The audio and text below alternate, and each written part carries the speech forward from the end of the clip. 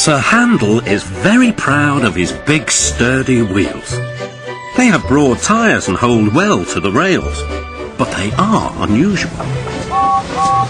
One day, the other engines wouldn't stop teasing him. "Look at his steamroller wheels," they joked. "Be quiet," snorted Sir Handel. "You're jealous." "Don't worry," soothed Peter Sam. "The engines all tease me about my special funnel until they learned how useful it is." "Did you hear that?" off Sir Handel. "My wheels are special like Peter Sam's funnel. I can go faster than any of you."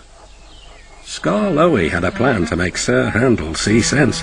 "With your grand wheels, Sir Handel," said Skarloey, "you're just the engine to tackle George."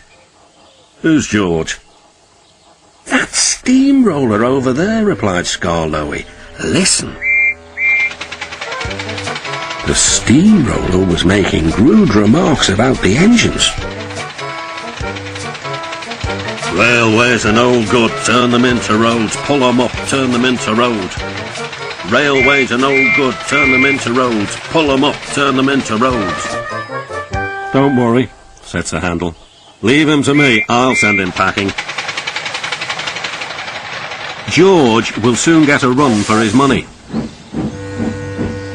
Later that morning, George was at the level crossing. "Huh," he said. "You're Sir Handel, I suppose." Sir Handel was standing no nonsense. "And you, I suppose, are George, yes. I've heard of you." "And I've heard of you. You swank around with your steamroller wheels pretending you're as good as me." "Actually," retorted Sir Handel, "I'm better. Goodbye."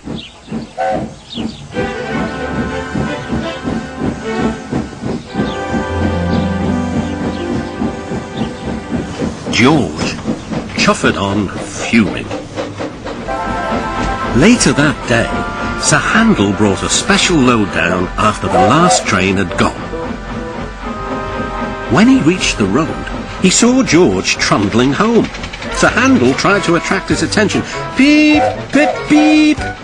George took no notice. There was barely room to pass.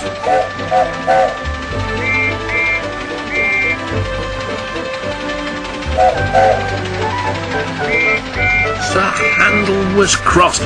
"Get out of my way, you great clumsy road hog!" "Huh, I don't move for imitation steamrollers," puffed George. They lumbered along as the insults continued. Then there was trouble.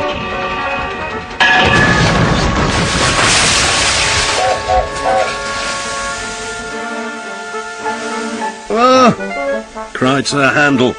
"That was your fault." "No, it wasn't. It was yours."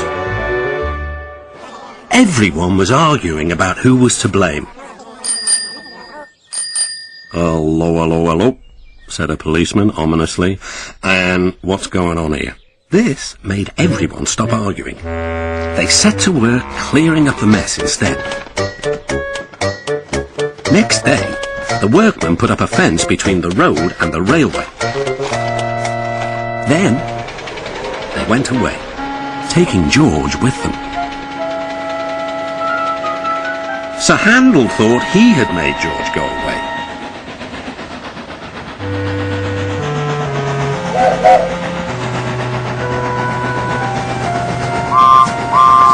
He talked of nothing but steamrollers. "Oh dear," whispered Skarloey. "He's worse than ever. I'm sorry my plan was no good." "Never mind," said Rusty. "We'll think of something else." But they had no need to do that. Some boys arrived instead. They pointed to the engine and cried, "Look! Here's Sir Handel. He tried to race a steamroller, but the steamroller nearly beat him." Sir Handel never mentioned steamrollers now.